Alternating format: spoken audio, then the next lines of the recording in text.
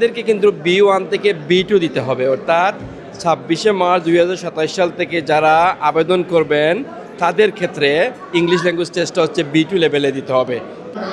ব্রিটেনে যারা skill worker বা মাইগ্রেন্ট আছেন, যারা আগামীতে সেটেলমেন্টের জন্য আবেদন করবেন, তাদের জন্য যে ইংলিশ এক্সামে যে পরিবর্তন নিয়ে আসছে আগামী মার্চে, সেটা নিয়ে আমরা এখন কথা বলবো শিক্ষাবিদ জামাল আহমেদের সাথে। জানার চেষ্টা করব আসলে আগামী মার্চের পরে যে চেঞ্জেসটা আসছে আসলে সেই চেঞ্জেসটা কী।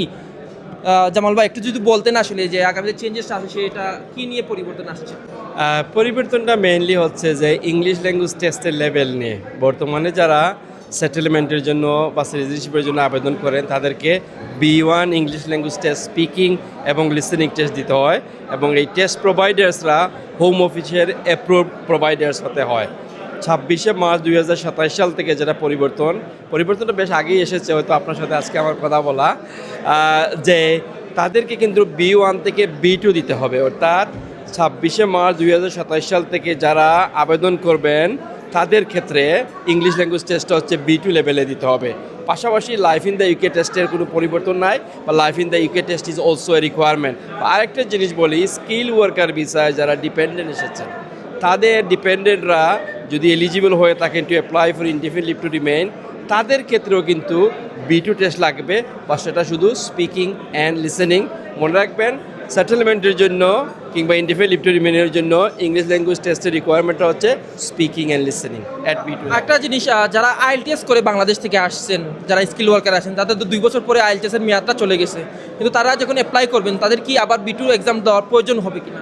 তাদের IELTS-টা যদি B2 লেভেলের হয়ে থাকে, সেটা অ্যাকর্ডিং টু হোম অফিসের গাইডেন্স, তাদের ইংলিশ ল্যাঙ্গুয়েজটা যদি IELTS-এ জানেন আপনি ডিফারেন্ট স্কোরিং লেভেল আছে, সেটা যদি B2 লেভেল অথবা তার উপরের থাকে, তাহলে বর্তমান গাইডেন্স অনুসারে আর তাদের লাগার কথা না। আরেকটা জিনিস জানি যে ডুওলিঙ্গো বা MY YTC দিয়ে অনেকেই কিন্তু মাস্টার্স কোর্সে কিন্তু ইংল্যান্ডে এসেছেন, তো তাদের ক্ষেত্রে এক্সামের ক্ষেত্রে কীভাবে হবে, যে B2 এক্সাম দিতেই হবে, নাকি যা অলরেডি এটা লেভেল যদি কমপ্লিট বিট করে ফেলে তাহলে কি আর লাগবে না? আপনি যদি লেটেস্ট হোম অফিসের গাইডলাইন্স দেখেন, সেখানে অ্যাপ্রুভ কিছু প্রোভাইডারের কথা বলা হয়েছে, স্পেশালি ফর দ্য সেটেলমেন্টের ক্ষেত্রে অথবা ইনডিফিনিট লিভ রিমেইনের ক্ষেত্রে অথবা ইমিগ্রেশনের যে কোনো ইংলিশ ল্যাঙ্গুয়েজ টেস্টের ক্ষেত্রে কিন্তু তাদের অ্যাপ্রুভ প্রোভাইডার্সগুলো যেগুলো আছে, যেমন আপনি বললেন IELTS-এর কথা, ট্রিনিটি কলেজের ইংলিশ ল্যাঙ্গুয়েজ টেস্ট আছে যেটা ISC অথবা জেসি এক্সাম আছে, ল্যাঙ্গুয়েজ সেট আছে।